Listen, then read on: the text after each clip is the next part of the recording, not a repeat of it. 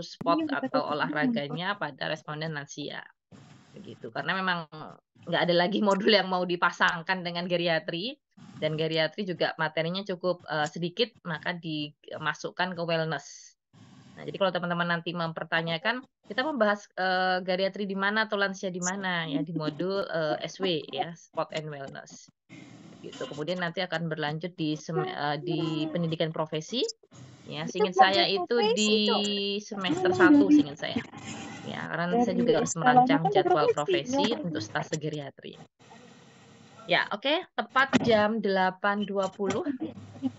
Nah, ini saya berharap ya nanti mungkin bantuan PJ, ya karena saya tidak mungkin mengabsen satu persatu ya, kondisi saya juga cukup lelah ini tadi nggarap akreditasi juga.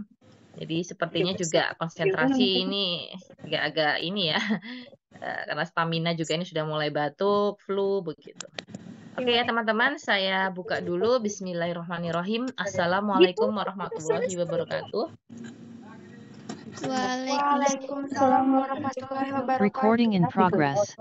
Ya, terima kasih teman-teman atas waktu dan kesempatannya. Mohon maaf di hari Minggu dan malam. Ya, saya dari pagi tadi nggarap akreditasi dan saya berharap kalau malam itu anak saya sudah tidur yang kecil, tapi ternyata belum tidur. Ya sudah nggak apa-apa. Nanti sama kakak-kakaknya begitu. Jadi tadi ya seperti yang saya sampaikan teman-teman atas banyak hal yang mohon maaf sekali saya tidak bisa kondisikan dan memang diri saya manajemennya mungkin ya dan kondisinya tidak memungkinkan untuk saya bisa melaksanakan pertemuan dengan offline. Di hari apa ya, Sabtu dan Jumat. Tiba-tiba asesor minta, ini mana data ini ya. Jadi saya agak-agak rempong. Nah, mungkin di sini ada teman-teman yang bantu juga di akreditasi ya. Jadi kalau yang bantu, mungkin kalau ada yang bantu saya, itu satu laporan nggak selesai-selesai. Karena laporannya bukan dibuat ya, tapi merevisi begitu. Ya, tapi ya itulah mungkin apa ya, kami sedang berjuang begitu ya untuk bisa memberikan hasil dari penilaian asesor nasional ya, yaitu berupa akreditasi. Harapannya akreditasinya dari B bisa A. Ya, nanti kalau bisa A, profesi juga A, maka insya Allah kita langsung launching pengajuan proposal S2. Ya, jadi berharap Unisa ini salah satu kampus yang mendirikan S2 khusus fisioterapi begitu. Karena dulu 2000 berapa ya? 10 ya. Nah, Unisa ini yang pertama kali merancang ya S1 fisioterapi gitu, baru diikuti dengan UMS ya, SA unggul dan sebagainya. Oke, begitu ya teman-teman, itu mungkin alasan saya. Ya, mohon maaf bukan dibuat-buat tidak, tetapi memang demikian begitu. Oke, pada kesempatan hari ini saya akan menyampaikan skill lab yang terkait dengan screening geriatri dan sebenarnya teorinya itu sudah saya sampaikan pada saat pertemuan teori ya, teori tentang screening. Tapi mungkin banyak hal yang perlu saya pertegas, saya perjelas ya, karena mungkin pada saat itu juga sudah cukup lama.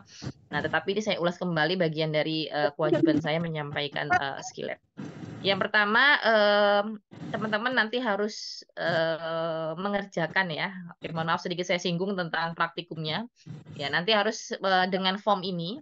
Jadi ini form yang pada saat itu ya 2016 saya, Pak Imron dan beberapa narasumber itu merancang status klinis khusus untuk geriatri. Jadi memang sedikit berbeda dengan status klinis yang lainnya. Nah, mungkin teman-teman juga sudah pernah mungkin ya di modul yang lain mungkin atau ada penugasan atau untuk skill lab praktikum begitu mengerjakan di status klinis. Ya, karena memang nanti harus terbiasa juga ya mengerjakan praktek ya, itu harus ada dokumen klinis. Nah, di mana di sini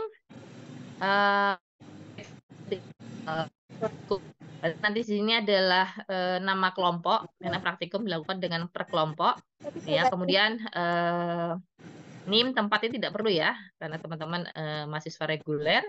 Nah, kemudian di sini tanggal pembuatan laporan ya, jadi laporan ini dibuat atau mengambil datanya itu tanggal berapa ya, begitu. Kemudian kondisi atau kasus ini adalah menceritakan secara umum kondisi pasien itu bagaimana.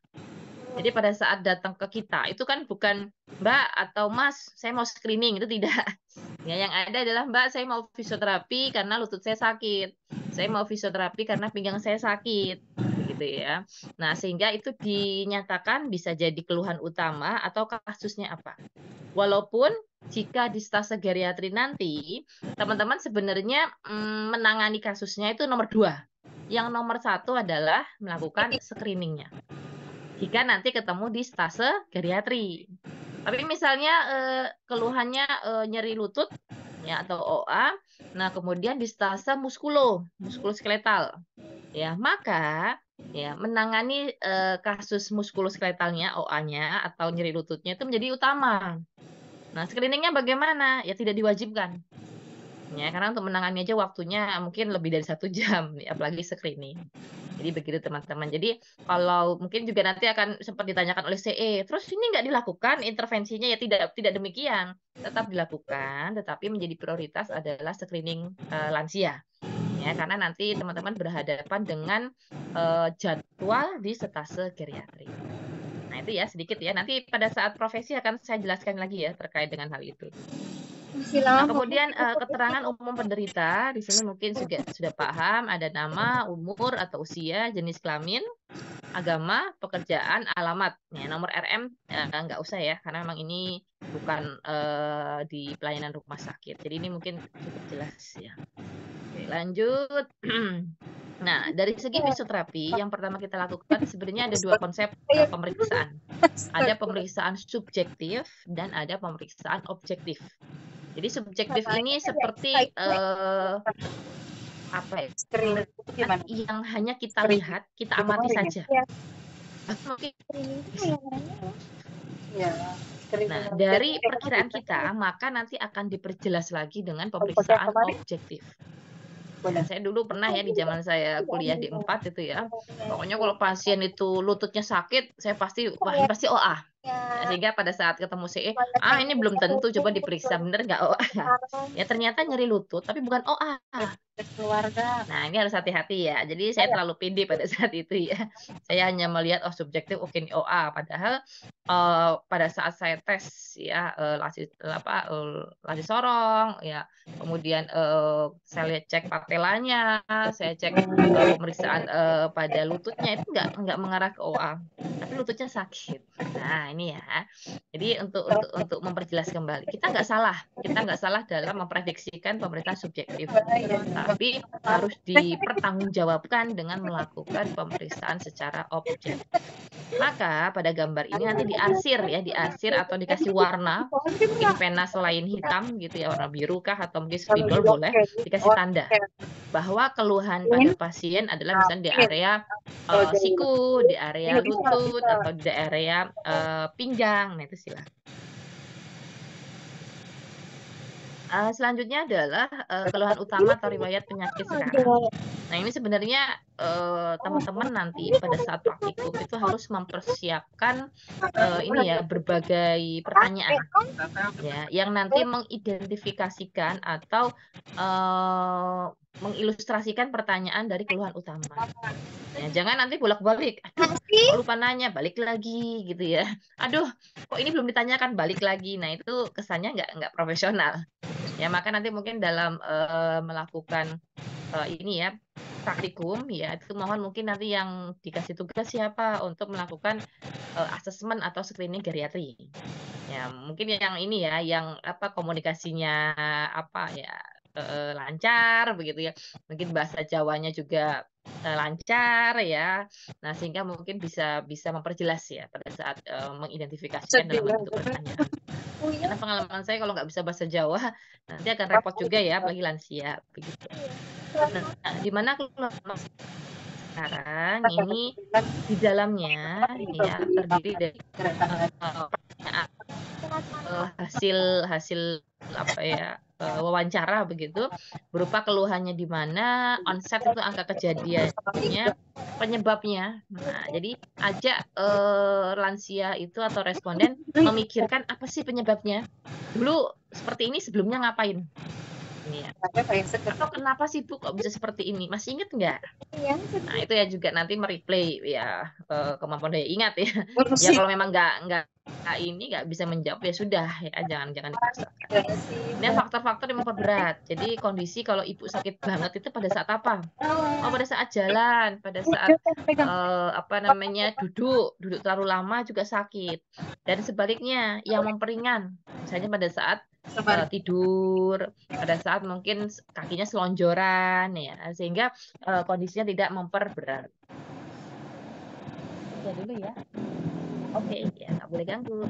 Ya kemudian iritabilitas ya ini melihat kondisinya bagaimana, derajat berat dari keluhan ya dalam 24 jam dan stadiumnya. Nanti ini kerja dulu. Iya nanti ya. Ya, sebentar ya. Nah, kemudian juga menanyakan terkait dengan anamnesis ya. Anamnesis ini tadi ya, data pertanyaan yang di atas tadi. Harapannya sih bisa lengkap semuanya. Tapi setidaknya lah minimal satu ya keluhannya yang memperberat, yang memperingan itu apa begitu ya. Nah, kemudian keluhan utama ya. Jadi keluhan utama itu adalah apa yang dirasakan saat ini. Nah, kemudian RPS ya ini adalah riwayat penyakit sekarang. Jadi hampir sama sebenarnya jawabannya, tapi RPS ini ada penjelasan. Maaf ya sebentar. Nggak boleh ganggu. Ada anaknya kan, terus kata ibunya nggak boleh ganggu. Maaf ya sebentar. Kayak Butia. Iam di luar. Iya boleh tapi di luar ya. Kok no toh? Ya sebentar, Umi mau kerja dulu. Boleh kerja? Kata ibunya gitu. Saya lanjut yang RPS ya. Jadi ini riwayat penyakit sekarang. Nah, ini memperjelas keluhan utama itu dan sejak kapan. Ya, jadi biasanya kalau penyakit kronis itu kan mungkin lama. Nah, maka coba ditanyakan ya, kira-kira sudah berapa lama Bu sakit saat ini dan kapan? Ini sebulan yang lalu, 2 bulan yang lalu. Nah, itu sejak kapan? Nah, sehingga nanti penyakit RPS ini mengilustrasikan adalah kondisi sakit sejak 2 bulan yang lalu, begitu ya. Keluhannya adalah nyeri sakit sekali, begitu ya. Dan yang paling sakit adalah di area lutut. Nah, itu boleh. Atau silakan mempergunakan bahasa yang teman-teman pahami juga boleh. Nah, kemudian RPD ini adalah riwayat penyakit dahulu.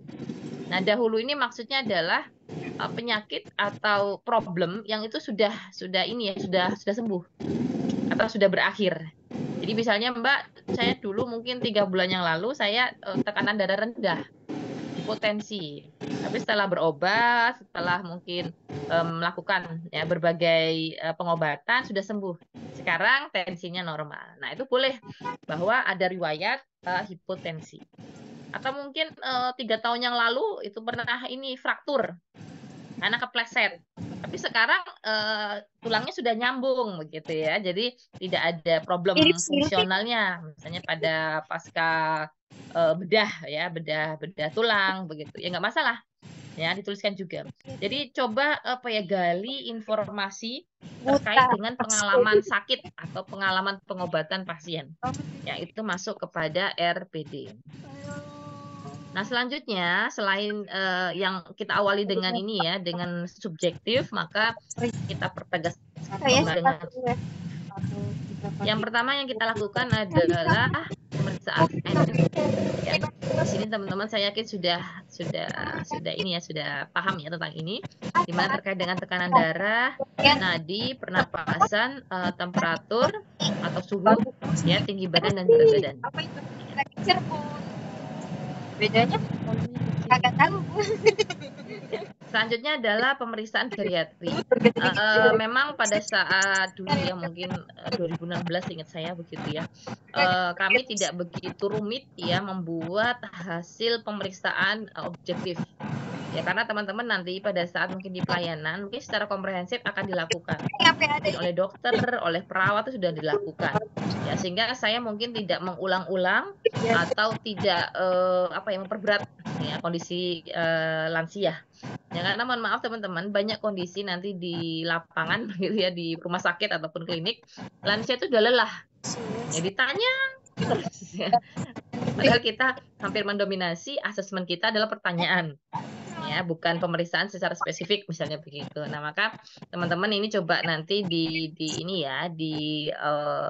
lihat kondisi pasien ya pada saat mungkin kok ini sudah mulai lelah ya, kok nggak begitu semangat ya, maka mungkin coba cari tahu apa penyebabnya ya. Apa mungkin teman-teman juga bertele-tele ya, bertanya udah hampir setengah jam lebih bertanya terus. Nah, ya, maka ini tolong nanti diatur ya. Seperti kelompok-kelompok yang offline, nah, saya menyarankan mungkin minta tolong ke PJ kelompok ya untuk menjadi leader, nanti membagi bagaimana melakukan pelaksanaan praktikum ini. Ya, begitu ya. Nanti mungkin bagi-bagi job ya untuk mempermudah. Kemudian mohon maaf saya lupa, nanti pada saat screening itu harus ada bukti dokumentasi foto. Jadi misalnya melakukan screening kebugaran, maka fotonya apa begitu. Fotonya mana gitu ya, saya harus melihat. Ya, di laporannya begitu ya. Mungkin saya tadi di PPT saya lupa belum ini ya. Di foto tadi saya belum menyertakan ya dokumentasi atau Coba tahu lansia tuh dulunya apa ya, selanjutnya adalah pemeriksaan geriatri. Saya lanjut ke spesifik spesifik stase geriatri ataupun responden lansia. Tes yang pertama adalah kebugaran dengan tes 2 minute step test. Jadi nama tesnya adalah 2 minute step test. Ini saya skripsi dengan saya itu pasti mau meneliti tentang ini. Ya, tapi saya ubah biasanya tempatnya di mana begitu ya. Jadi kalau yang tertarik dengan geriatri itu biasanya dengan saya begitu. Kemudian ini ada gambar yang mungkin mempermudah ya teman-teman atau nanti mempermudah lansia. Biasanya kalau mungkin dengan komunikasi ya, dengan bahasa itu tidak dipahami atau lansianya bingung, maka teman-teman sebenarnya cukup menyarankan ke lansia, Mbak nanti ikuti saya, gerakannya seperti ini selama 2 menit. Itu sebenarnya yang kalimat yang sangat-sangat langsung to the point ya, tidak bertele-tele nanti kaki diangkat, tujuannya apa, manfaatnya apa, ternyata bertele-tele. Ya, jadi pada saat nanti di pelayanan ya harus cepat gitu ya. Apalagi waktu itu kan juga menjadi ini ya batasan. Nah, jadi posisi lansia itu berdiri ya dengan jalan di tempat selama 2 menit dengan posisi ngangkat lutut ya setinggi 90 derajat. Jadi nggak boleh kayak ini ya, seperti jalan biasa nggak. Jadi seperti jalan baris berbaris itu ya. Jadi benar-benar lutut itu diangkat ya, fleksi 90 derajat. Ya. Nah, kemudian nanti dihitung ya selama 2 menit itu berapa kali pengulangannya. Ya, sehingga nanti ada yang menghitung timer waktu dan ada yang menghitung berapa kali gerakan kakinya.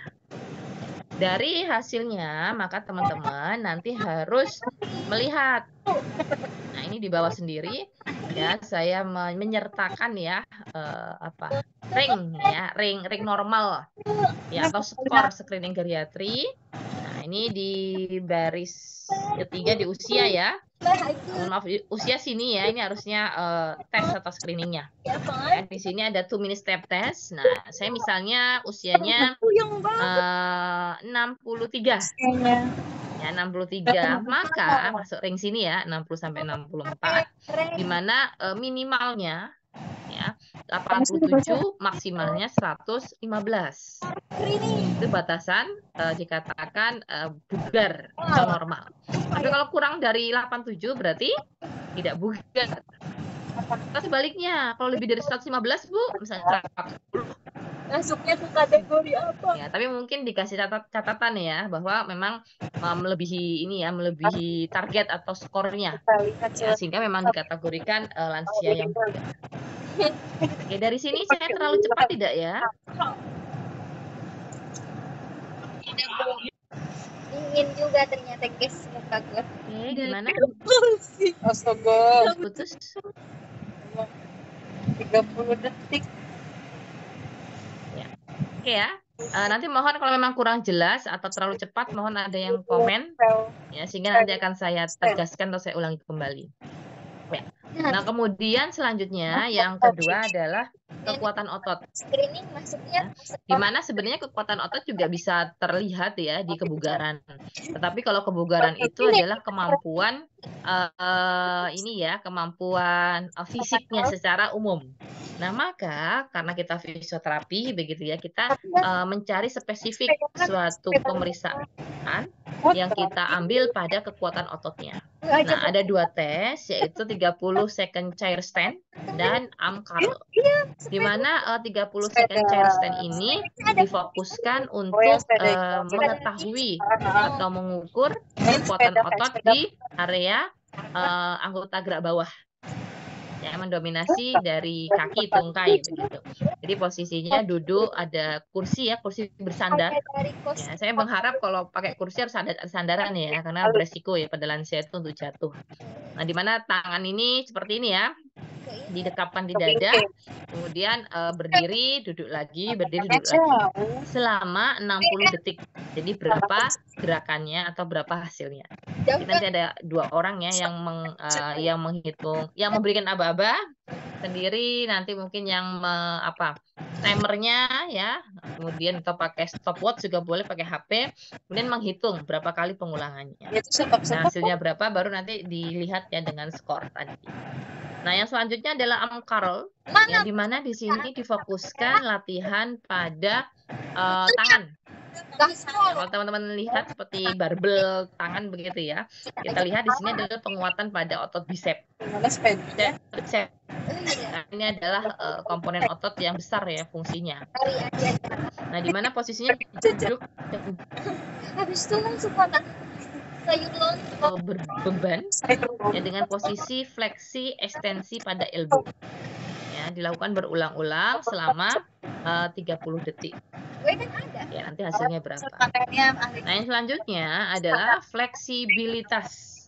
Nah, fleksibilitas ini teman-teman mungkin beda dengan kekuatan otot. Jadi kalau fleksibilitas ini adalah untuk mengetahui bagaimana fungsi persendian. Ya, jadi kita memilih spesifiknya persendian. Jadi tadi ada otot, ada kebugaran secara general, kemudian yang lanjut adalah fleksibilitas. Ada juga nanti istilah elastisitas. Ya, kalau elastisitas ototnya, ya, elastis atau tidak. Ya, tapi kalau mampu nggak bergerak, ya dengan mungkin tadi full ROM, ya tidak ada kendala, tidak ada nyeri dan sebagainya. Nah, kita sebut dengan fleksibilitas. Di mana ada 2 pemeriksaan. Yang pertama adalah sit and reach test. Ini posisi duduk ya di kursi. Ya mungkin jangan mepet-mepet ya, jangan mepet di ujung, dijatuh. Jadi kemarin ada teman-teman yang offline itu agak mepet ya, akhirnya terjungkel begitu. Ya, jadi di tengah-tengah ya, jadi harus posisi yang aman begitu. Ya.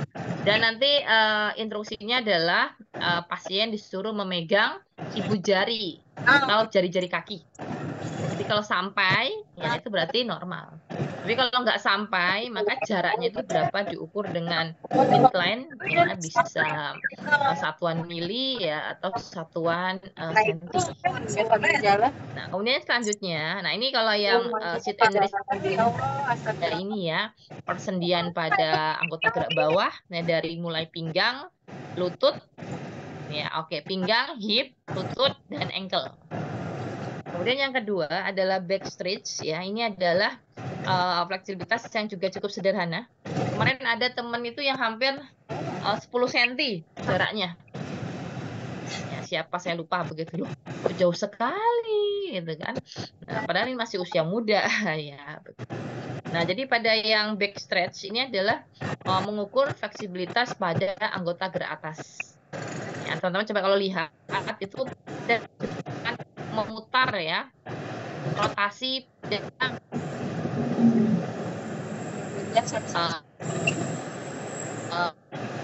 ini kalau yang nggak terbiasa juga sakit sekali ini ya. apalagi tangan kiri. Ya, kalau kanan kan karena memang terampil tangan kanan ya, kita hampir semua kegiatan tangan kanan itu menjadi penopang. Tapi pada saat diganti ya tangan kiri di atas, nah ini ada beberapa mahasiswa pada saat itu yang mengalami kendala ya, yaitu jaraknya bisa diukur kemudian dinyatakan ini ya problem fleksibilitas. Dimana di sini posisinya adalah berdiri. Ya, silahkan nanti berdiri menghadap fisioterapi ataupun membelakang boleh. Ya, perintahnya adalah angkat kedua tangan, ya, kemudian diarahkan ke belakang. Ya, ini meraih antara satu tangan dengan tangan yang lainnya. Yang penting nyentuh aja di salah satu jari ya, itu sebenarnya sudah masuk kategori normal. Ya. Jadi nggak harus ketemu jari kelingking gitu ya. Tapi yang penting ketemu jari itu sudah dikatakan normal. Nah, selanjutnya adalah tes keseimbangan dan koordinasi. Ya, di mana menggunakan 8 foot up and go test. Sebenarnya banyak ini teman-teman, banyak metode.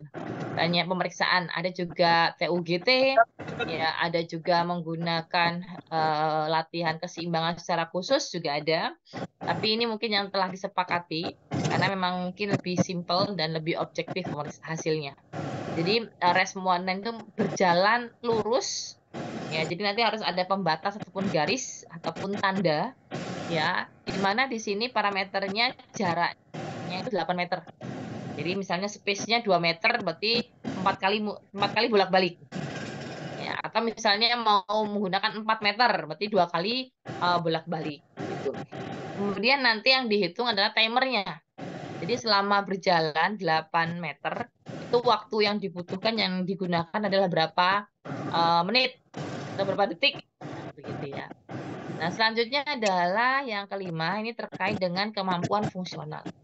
Ya, saya mohon maaf sampai detik ini belum menemukan ya teman-teman terkait dengan pemeriksaan fungsional secara spesifik. Karena ternyata banyak sekali pemeriksaan itu yang nggak cocok dengan orang Indonesia. Kita pakai indeks CATS, indeks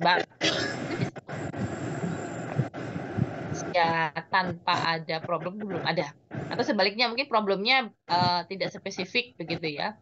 Nah, akhirnya saya kerjasama dengan para CE, kemampuan fungsional ini ya setidaknya adalah teman-teman itu menanyakan terkait dengan kemampuan fungsional pasien dari bangun tidur sampai tidur lagi dan hubungan sosialnya. Maka teman-teman saya minta buat tabel, buat pertanyaan minimal 5, maksimal 10 ya seputar kegiatan lansia.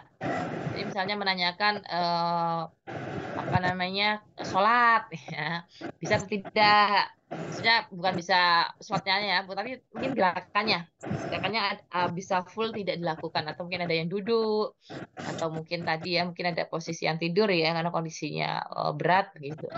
Nah, atau mungkin juga makan minum bisa mandiri tidak. Ya, atau ke toilet bisa mandiri atau tidak. Nah, itu juga merupakan kemampuan pada lansia. Sampai kepada kehidupan sosial. Jadi misalnya kalau laki-laki ada jadwal poskamling tidak begitu. Ada jadwal kerja bakti atau tidak, dan sebaliknya juga pada ibu-ibu ya PKK, mungkin pengajian, ya pertemuan RT dan sebagainya. Kenapa kelas sekarang Ya, maka buat minimal 5 pertanyaan, maksimal 10 pertanyaan. sistemnya Nah, ya oke. Itu 5 screening. pada tanggal 1 Juli. Ya, dari sini mungkin ada pertanyaan. Iya. Sudah mulai ngantuk ya. Oke, ada pertanyaan silahkan. Ada yang nggak jelas? Halo. Ada yang Ibu izin bertanya. Iya, Mbak Nikma, silahkan.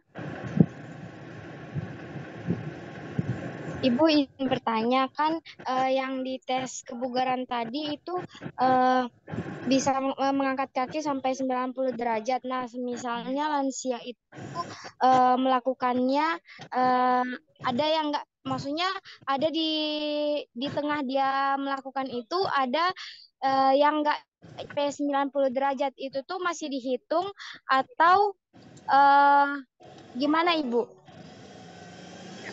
Oke, ya memang nanti ini biasanya harus ada contohnya, ikuti. Jadi kalau bisa, Mbah nanti ikuti ya mbaknya ini. Maka nanti ada yang mengoreksi benar nggak gerakannya. Ya, sebenarnya tidak mutlak ya harus 90 derajat. Ya, yang penting dia mampu mengangkat, ya mendekati 90 derajat itu juga harus dihitung. Tapi berbeda ya kalau cuma mungkin 5 cm itu ya nggak kehitung itu ya. Itu menurut saya tidak ada manfaatnya ya terkait dengan kebugaran. Ya, jadi teman-teman tadi harus tekankan ya kebugaran tes ini adalah untuk mengukur kebugaran secara umum. Manfaatnya demikian. Ya, sehingga sebenarnya kalau lansia itu sudah mampu melakukan 2-minute step test, itu sebenarnya kondisi secara general sudah bagus. Ya, begitu teman-teman. Tapi memang perlu pemeriksaan yang spesifik ya untuk melihat apakah benar ya kalau memang kesehatannya baik atau sehat. Gitu Mbak Nikma. Baik Ibu, terima Sini bisa air Ya, oke, terima kasih kembali. semen. Oke, mungkin apakah ada pertanyaan lagi? Kalau tidak, saya mau share tadi ya foto PPT. Ibu izin bertanya. Ya, silakan. Dengan siapakah? Dengan saya Bu, saran ini Bu kan rank of score-nya tadi kan yang 1 itu apakah lansia laki-laki dengan perempuan itu sama hasilnya atau bagaimana untuk rank of score? Ya, untuk ini ya ring score-nya ya. Ya, sebenarnya dulu di tahun 2016 saya dapatnya itu tidak membedakan laki-laki dan perempuan. Ya. Kemudian di tahun berapa ya? Saya lupa, di tahun 2000-an ya 2010 ya 2010 11 ya. 2000 ya karena dimulainya 2016 begitu ya. Nah, itu teman-teman mahasiswa profesi itu ini jurnal yang spesifik antara laki-laki dan perempuan. Ya, tapi saya lupa ya, saya kok belum nyimpen ya, atau saya coba nanti browsing begitu. Ya, kalau menurut saya sebaiknya spesifik ya teman-teman. Ya, tapi nanti mungkin maaf seandainya sampai besok sebelum kan ini ya jurnalnya, rujukannya, ya mungkin mohon sementara menggunakan yang saya berikan dulu. Ya setidaknya teman-teman sudah ada gambaran bahwa hasil screening itu ada parameter untuk menginterpretasikan ya, untuk menyimpulkan apakah ada gangguan ataupun tidak, dikatakan normal ataupun tidak. Begitu Mas Seran. Mas Seran demikian? Ibu, terima kasih. Ya, oke begitu ya Mas ya. Jadi saya mohon maaf mungkin belum bisa melengkapi ya. Coba nanti saya cari lagi ya. Udah selesai. Atau mungkin maksimal besok ya. Insya Allah besok saya juga ngampus. Ya, Insya Allah besok kalau ini saya share di grup. Ya, nanti biar PJ yang menyampaikan. Oke, saya mungkin ada pertanyaan lagi tidak ya? Ini yang di chat siapakah? Oh ya, dari Mas Noval ya. Oke. Akhirnya boleh keluar dari Ini praktikumnya. Ya, praktikum 10 ini dikerjakan secara kelompok. Ya, jadi membuat makalah soft file ya, tidak hard begitu buat makalah yang dimana isinya yaitu mencari satu responden lansia yang bersedia untuk di screening. Nah, ini mohon maaf ya teman-teman, nanti saya mungkin mau sedikit menyusahkan ya. Mungkin pada saat nanti lansia itu bersedia, saya berharap ada apresiasinya. Misalnya dibelikan gula setengah kilo begitu ya. Mungkin gula itu 7.000. Mungkin sama teh ya, gula sama teh mungkin 10.000.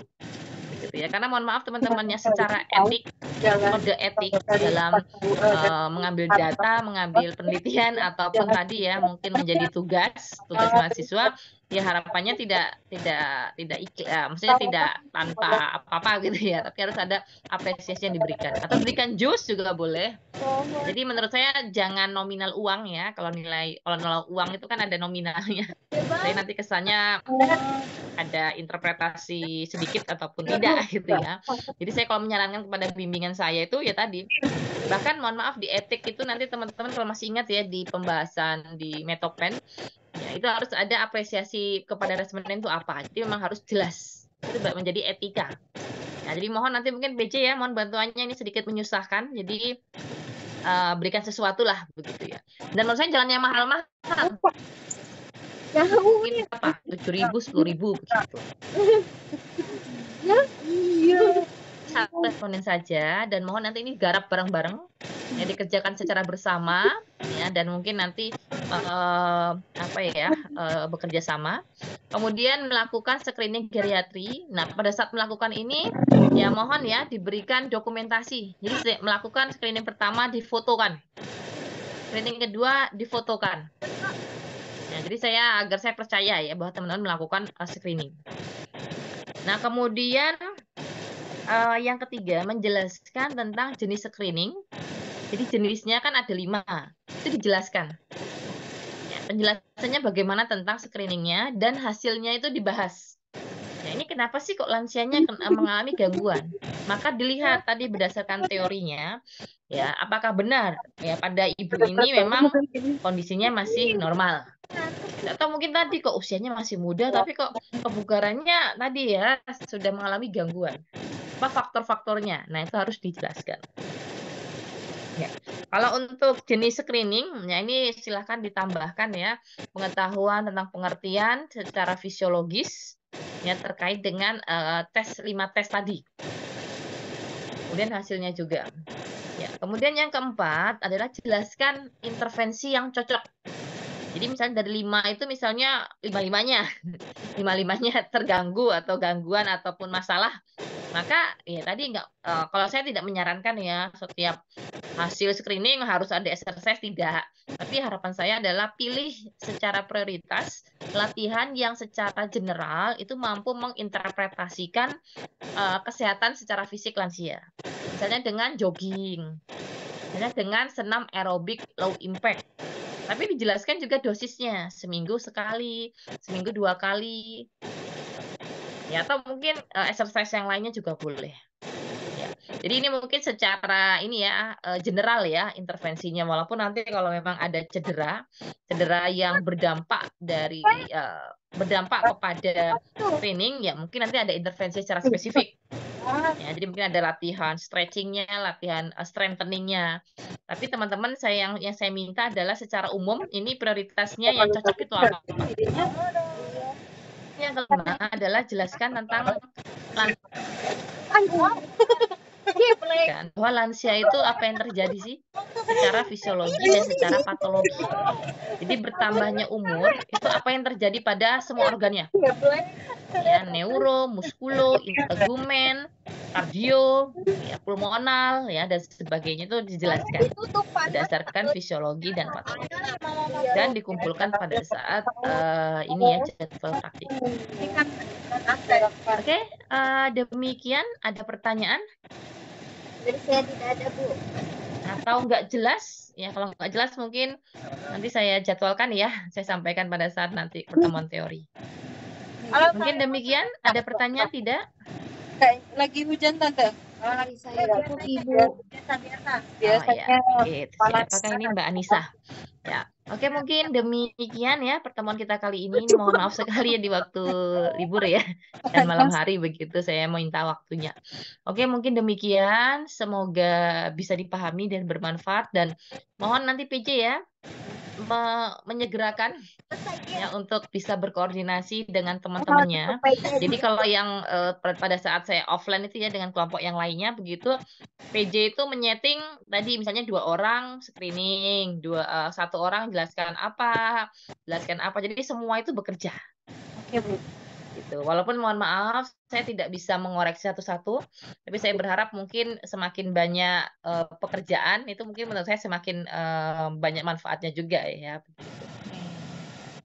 Oke, mungkin demikian pertemuan kita kali ini. Saya mohon maaf jika ada kesalahan, kemudian kurang optimal begitu. Saya mohon maaf. Kita akhiri dengan lafaz hamdalah.